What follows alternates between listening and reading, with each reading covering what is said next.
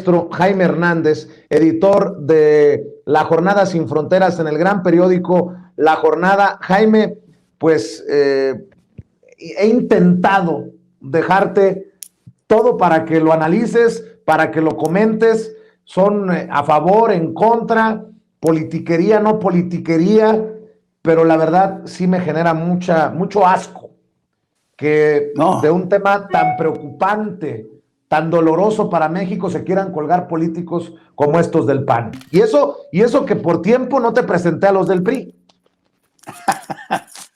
No más, por favor, no me tortures más. No, es que, mira, Vicente, yo creo que esto es no solamente para que le dé a uno asco, sino para que le dé, y a mí me da una tremenda tristeza ver que la oposición en México, en este caso el PAN, se ha convertido realmente, hemos llegado a un grado de deterioro tal de la oposición en México, y lo digo en serio porque hay varias claves para tratar de entender e interpretar lo que está haciendo el PAN, que desde mi punto de vista está no solamente orinándose fuera del tiesto, sino que se está dando un tiro en el pie porque ya no se acuerdan de muchas cosas, pero tenía razón quien dijo que esto de la política, los males de la política en México habían comenzado hace muchos años, y tiene razón. Este tema de la narcopolítica y después la necropolítica, como tú bien subrayaste, tiene que ver, primero, se remontan a los años de Carlos Salinas de Gortari. ¿Te acuerdas cuando al hermano de Carlos Salinas de Gortari, a Raúl Salinas de Gortari, lo detienen por haberse, tenía, creo que por $114 millones, y entonces nadie se explicaba cómo era posible que se hubiera enriquecido de esa manera? Yo me acuerdo que yo estaba todavía joven y me acuerdo que me tocó ir a Suiza a ver el expediente y entrevistar a los fiscales que estaban investigando el caso de Raúl Salinas de Gortari. Y me acuerdo que cuando platiqué con uno de los fiscales que estaba a cargo de la investigación, me dijo, la verdad es que nunca había aprendido yo de la narcopolítica, y me platicaba, me narraba cómo Raúl Salinas de Gortari se había puesto de acuerdo con los militares para crear el sistema, el famoso sistema de los semáforos verdes, ¿no? Que le decían al ejército, van a venir estos aviones desde Colombia, desde fuera, por favor, luz verde para que aterricen, y desde aquí vamos a llevar los cargamentos o los dejan pasar y continúan sus vuelos hacia Estados Unidos. Y así se hizo la fortuna de Raúl Salinas de Gortari.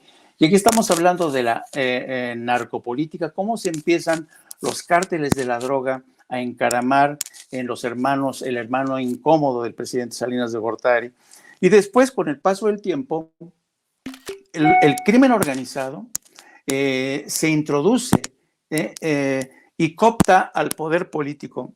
Y el poder político durante Vicente Fox y durante, sobre todo, Felipe Calderón, consiguen introducirse, consiguen incrustarse con personajes, con el propio Calderón, García Luna, los cooptan, empiezan a enriquecerse, se establecen vasos comunicantes, y al establecerse esta complicidad, se genera lo que es la corrupción misma del Estado, ¿no? Y entonces el deterioro del Estado de Derecho se empieza todo esto, es porque es la corrupción del poder político, del poder ejecutivo, la corrupción del poder judicial, la corrupción de estamentos importantes de políticos, la corrupción de la Policía Federal, ¿no?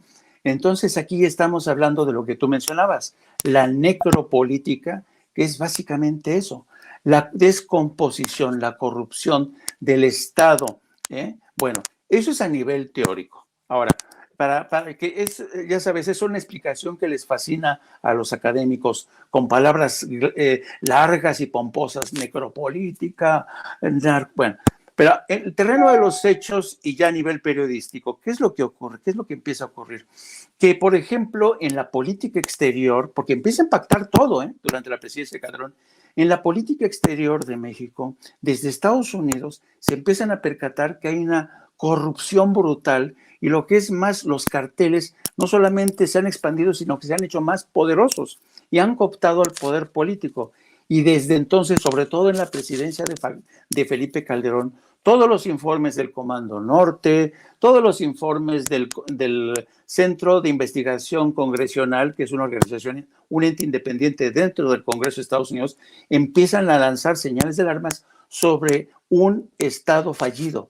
El Estado fallido de Felipe Calderón. Empiezan a hablar de cómo ese Estado fallido de Felipe Calderón se comienza a convertirse en una amenaza existencial para la seguridad de Estados Unidos. Y hay que recordar también, querido Vicente, que durante la presidencia de Vicente Calderón, ¿quién estaba como embajador de Calderón en Washington? Arturo Sarucán. Y Arturo Sarucán era el que se encargaba de darle sus coscorrones a los corresponsales extranjeros aquí en México para que no escribieran sus crónicas sanguinolientas, para que no siguieran nutriendo esta imagen real de lo que era la violencia, la ingobernabilidad, los crímenes, la corrupción. Eso era un Estado fallido. Y tú revisa, está ahí, no estoy mintiendo, tú revisa todos los expedientes, ¿cómo se llama? The hearings, las audiencias en el Congreso de Estados Unidos, todas hacen alusión a ese Estado fallido bajo la presidencia de Felipe Calderón. Luego entonces, de repente, como tú bien dices, se les acaba el escándalo de la Casa Gris y mira por dónde. De repente vienen hoy con sus cartulinas, Estado fallido de Andrés Manuel López Obrador. Qué falta de imaginación, qué falta de memoria, qué desvergüenza. Esta gente realmente es execrable. Estos personajes realmente deberían, yo de verdad, en serio, no los tolero. No solamente porque son poco inteligentes, no solamente porque no tienen empaque intelectual, no solamente porque no tienen memoria histórica, sino porque están caminando sobre los cadáveres de miles de víctimas que ellos mismos generaron para seguir hablando a estas alturas de un Estado fallido bajo la presidencia de Andrés Manuel López Obrador. Y como decía la diputada de Morena, yo no recuerdo, Vicente, que después de un crimen como el que acaba de ocurrir en Michoacán, a las 72 horas tenías tú al gobierno dándote datos, una línea del tiempo precisa, quiénes participaron, quiénes fueron los involucrados, cuál es la trama, por qué este ajuste de cuentas, cuál fue el modus operandi, cuántas víctimas, cuál fue la metodología. Eso yo nunca lo vi durante la presidencia de Felipe Calderón.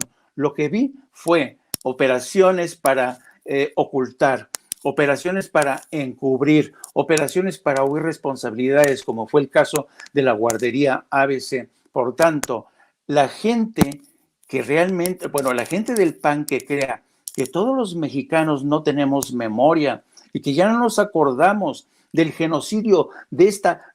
Felipe Calderón fue el hombre que convirtió en este país en una fosa común. Y todavía se atreven a decir que el gobierno de Andrés Manuel López Obrador realmente es un Estado fallido. ¡Qué caraduras! Y este personaje es un criminal, Vicente.